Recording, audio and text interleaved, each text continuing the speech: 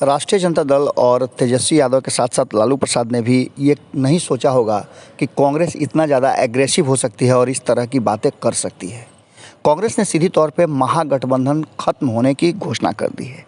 आपको बता दें कि लगातार जिस तरह से 2 सीटों पे उपचुनाव को लेकर के एक दूसरे के बीच में तलवारें खिंच गई हैं, राष्ट्रीय जनता दल और कांग्रेस ने एक दूसरे से अलग होकर के अपने अपने उम्मीदवार खड़े किए हैं। उसके बाद से कई तरह की बातें चर्चा में आई थी, लेकिन अब तो स्पष्ट कर दिया है कांग्रेस ने कि महागठबंधन नाम की कोई चीज़ अब बिहार में रही ही नहीं। इस बातों को लेकर के जहां एक तरफ आपको ये मालूम होगा कि चुनाव प्रचार के दौरान तेजस्वी यादव और आरजेडी के नेता इस बात को लेकर के लगातार प्रचार कर रहे हैं कि जो उनके उम्मीदवार हैं कुशेश्वर स्थान और तारापुर में, वो महागठबंधन के उम्मीदवार हैं।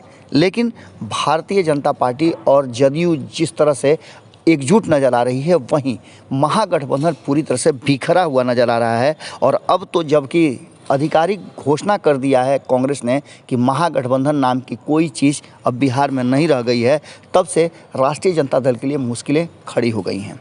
आपको बता दें कि बिहार में 2 सीटों पर हो रहे उपचुनाव में कांग्रेस और राजद नेताओं के बीच लगातार बयानबाजी शुरू हो गई है। अब राजद और कांग्रेस के बीच महागठबंधन को लेकर के बयानबाजी भी पूरे परवान पर है। आपको बता दें कि राजद के नेता चुनाव प्रचार में अपने उम्मीदवारों को महागठबंधन का उम्मीदवार बता रहे हैं, जबकि कांग्रेस ने साफ कर दिया है कि महागठबंधन नाम की कोई चीज़ है ही नहीं। दरअसल एक तरफ कांग्रेस ने बिहार प्रभारी के हवाले से ये खबर दिया था कि कहीं ना कहीं आने वाले समय में जिस तरह का एक्ट कर रहे हैं तेजस्वी यादव और लालू प्रसाद, उससे लग रहा है कि अब वो भारतीय जनता पार्टी की तरफ शिफ्ट करना चाहते हैं। इन बातों को लेकर के पूरी जम करके बिहार में सियासत चली और इस पर पलटवार करते हुए मनोज झा ने जो बातें कही थी वो हमने आपको बताया था। कांग्रेस प्रभारी पर भक्त चरण दास पर सीधे तौर पे हमला करते हुए मनोज झा ने कहा था कि भक्त चरण दास पूरी तरह से संघी हैं। कांग्रेस के प्रवक्ता राजेश राठौर ने अब इन सब बातों पर अपना बयान दिया है और उनके बयान को आप आधिकारिक बयान ही मान सकते हैं, क्योंकि प्रवक्ता अक्सर अपनी पार्टी का पक्ष रखते हैं और पार्टी का आधिकारिक बयान देते हैं। उन्होंने साफ तौर पे कहा है राजेश राठौर ने कि बिहार में अब कोई महागठबंधन नहीं बचा हुआ है। उन्होंने साफ तौर पे कहा है कि राजद के लोग अगर ये कहते हैं कि महागठबंधन के उम्मीदवार हैं उनके, तो ये कहना सरासर गलत है। जब कांग्रेस ही नहीं है तो महागठबंधन कैसा। इसके बाद आपको बता दें कि राष्ट्रीय जनता दल ने कांग्रेस की सीट पर अपना कैंडिडेट खड़ा किया था, तब से ये मामला पूरी तरह से उजागर हुआ है और एक दूसरे के सामने अड़कर और तनकर खड़े हो गए हैं। आपको बता दें कि कांग्रेस ने गुस्से में और कहा जाए तो एक तरह से प्रतिकार करते हुए दोनों ही सीटों पर अपने उम्मीदवार खड़े कर दिए हैं। आपको बता दें कि इसके बाद राजेश राठौर ने साफ कर दिया है कि इस बार दोनों सीटों पर कांग्रेस ने अच्छा उम्मीदवार दिया है। निश्चित तौर पे हमारी जीत सुनिश्चित है।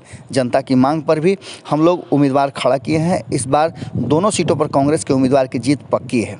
कांग्रेस लगातार इस पूरे मामले पर अब अड़ करके खड़ी हो गई है। जब से कन्हैया कुमार, जिग्नेश मेवानी और अन्य नेताओं का आना हुआ है, तब से लगातार कहीं ना कहीं कांग्रेस जो है वो पूरी तरह से अब अपना स्टैंड क्लियर कर रही है। तारापुर से कांग्रेस के प्रत्याशी राजेश मिश्रा मैदान में हैं, वहीं कुशेश्वर स्थान सीट से अतिरेक कुमार चुनाव में लड़ रहे हैं। कांग्रेस भी तमाम दिग्गजों के साथ चुनाव मैदान में उतर गई है, जहां एक तरफ शत्रुघ्न सिन्हा, मीरा कुमार, कन्हैया कुमार पर निगाहें टिकी हुई हैं, वहीं कांग्रेस के इस स्टैंड ने कहीं ना कहीं एक बात तो तय कर दिया है कि कांग्रेस अब समझौता के मूड में नहीं है और इस समझौता नहीं करने की स्थिति को लेकर के राष्ट्रीय जनता दल अब मुश्किलों में घिरा हुआ नज़र आ रहा है। देखने वाली बात ये होगी कि क्या राष्ट्रीय जनता दल जो महागठबंधन अभी बना हुआ है उस पर दावा कर रही है, उसका क्या होने वाला है। जुड़े रहिएगा भारत लाइव के साथ, खबरें लगातार जारी है। बहुत बहुत धन्यवाद, नमस्कार। अगर ये वीडियो पसंद आई और वह बिहार के राजनीति और बिहारियत से सरोकार रखेनी तो सब्सक्राइब बटन दबा के चैनल के सब्सक्राइब कर ली। ओजे एगो घंटी बा, ओकरा बटन दबा देला से कुल सटीक और मारक खबर रुआ मुफ्त में मिल जाई। अगर रुआ पत्रकारिता के हमनी के नया प्रयोग में सहयोग कर चाहतानी तो ज्वाइन बटन दबा दी। पेटीएम नंबर नोट कर ली 9386816700। धन्यवाद।